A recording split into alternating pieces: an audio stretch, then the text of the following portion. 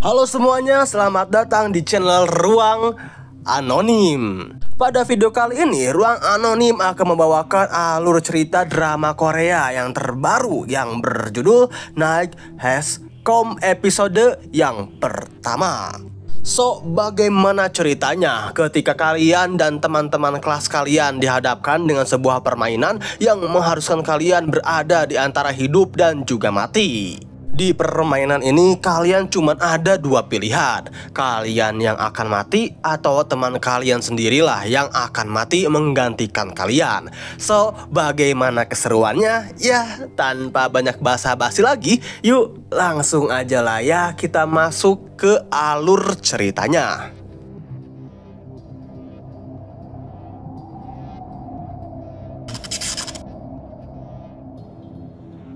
Episode 1 dimulai dari seorang siswi bernama Lee Yoon Seo yang tengah berada di kamar penginapan. Ia mendapatkan notifikasi di handphonenya. Setelah melihatnya, Lee Yoon Seo mencari temannya, yang ternyata temannya sudah meninggal di atas kasur kamar penginapan. Ia keluar kamar dengan berlari menuju kolam renang. Sesampainya di kolam renang, Lee Yoon Seo melihat seseorang berdiri di depannya yang tiba-tiba saja menceburkan dirinya. Lee Yoon Seo yang ketakutan dan kebingungan lari meninggalkan kolam renang menuju ruangan lain. Sesampainya, tiba-tiba saja ia dipukul. Kejadian itu membuat dirinya terbangun dari tidurnya, yang ternyata itu semua hanya mimpi buruk saja. Para siswa SMA Yeowil tengah berada di dalam bus untuk pergi bertamasya. Di kursi belakang terlihat teman-temannya yang tengah asik bercanda. Nah, karena terlalu berisik, Song Bin kesal dan menyuruh teman-teman belakangnya untuk diam karena mengganggu Kyung Jung yang sedang tidur. Sementara itu, ketua kelas yang tampan dan kalem bernama Junhee tengah tertidur pulas di dalam bus. Ia difoto diam-diam oleh wakil kelasnya yang centil bernama Somi. Singkat cerita, malam hari pun tiba dan pada akhirnya bus pun tiba di tempat wisata yang bernama Muryong. Pak guru pun turun dari bus dan dirinya menerima telepon dari guru wanita bernama Bu Kim. Ia merasa aneh karena suara Bu Kim yang terputus-putus. Sementara itu, semua siswa turun juga dan mengambil tasnya di bagasi bus. Lee Yoon Seo melihat ke arah jendela yang misterius. Para siswa masuk ke dalam. Sesampainya di dalam, Junhee menawarkan buku novel misteri untuk hadiah ulang tahun Lee Yoon Seo. Singkat cerita, semua siswa tengah berkumpul di aula. Siswa-siswa tengah sibuk memainkan musik dan juga ada siswi yang sedang menari. Nah, seorang pria bernama Pak Woo Ram yang gejoy merekam semua aktivitas teman-temannya di aula tersebut. Pak guru datang ke aula memanggil Junhee, memintanya untuk mengawasi teman-temannya yang lain, sebab Pak guru akan menjemput siswa lainnya. Semua temannya mengeluhkan jaringan wifi yang jelek. Di saat semua siswa tengah bersantai, tiba-tiba saja ada suara aneh lalu semua listrik di aula mati.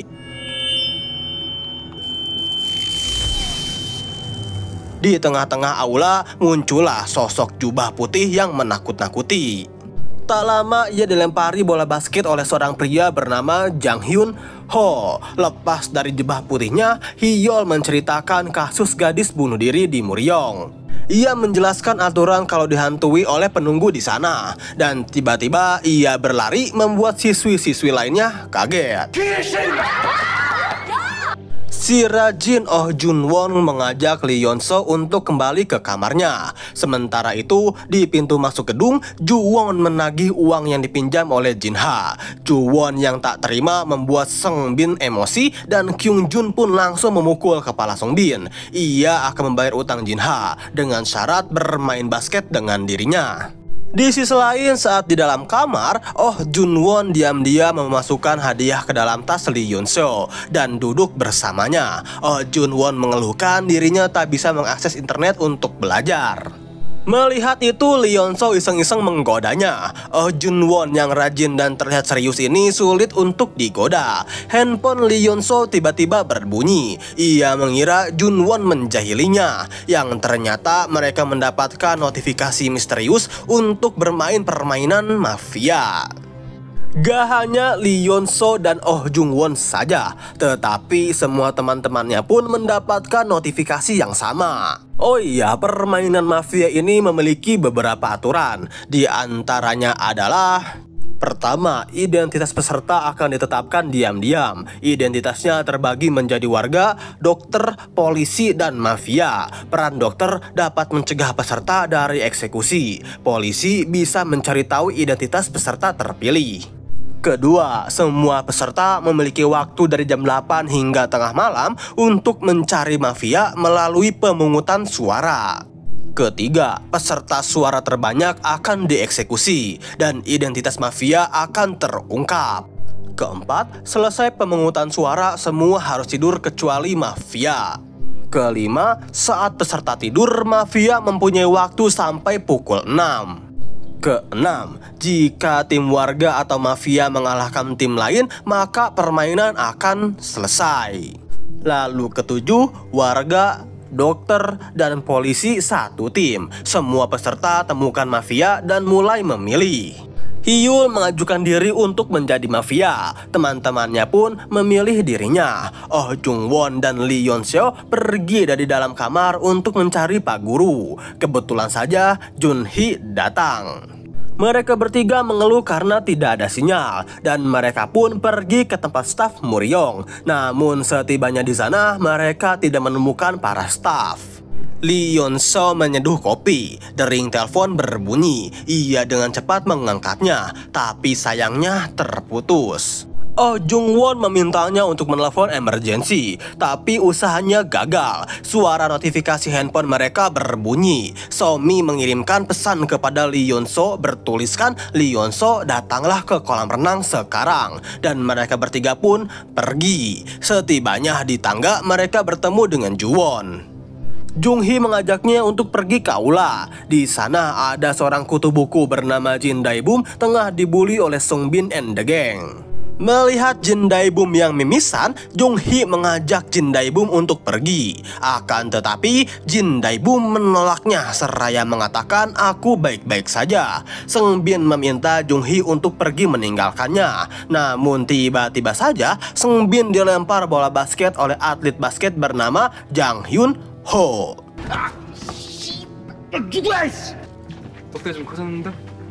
Melihat kedatangan para atlet basket ini dengan tubuh yang jauh lebih kekar dibandingkan mereka semua, para grup pembuli pun dengan terpaksa meninggalkan Jin Dae-bum.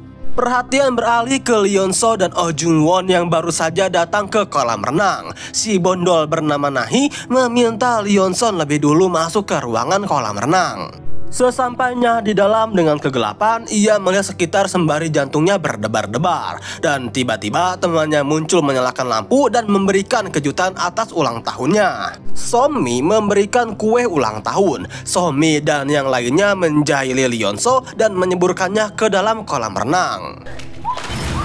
Melihat hal itu, Oh Jung-won memarahi Somi karena ulahnya. Saat Lee Yeon-so berenang ke tepian, tiba-tiba saja kakinya... Ya, tiba-tiba saja Lee Yeon-so ditarik kakinya oleh makhluk misterius hingga membuatnya pingsan di dalam kolam renang. Melihat kejadian itu, Oh Jung-won meminta Somi dan yang lainnya melakukan penyelamatan. Dan tak lama Jun-hee datang memasuki kolam renang untuk menyelamatkan Lee Yeon-so.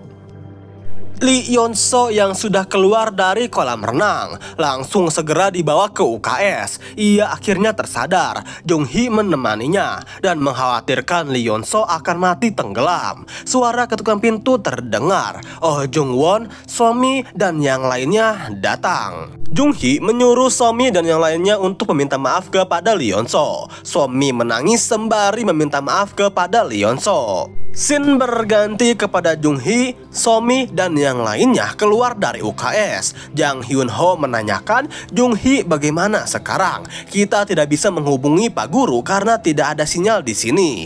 Dan mereka semua kebingungan. Jung-hee memerintahkan semuanya untuk pergi tidur saja. Semua siswa kembali ke kamarnya masing-masing. Sampai tiba-tiba alarm emergency berbunyi dan mengatakan satu lagi untuk memilih.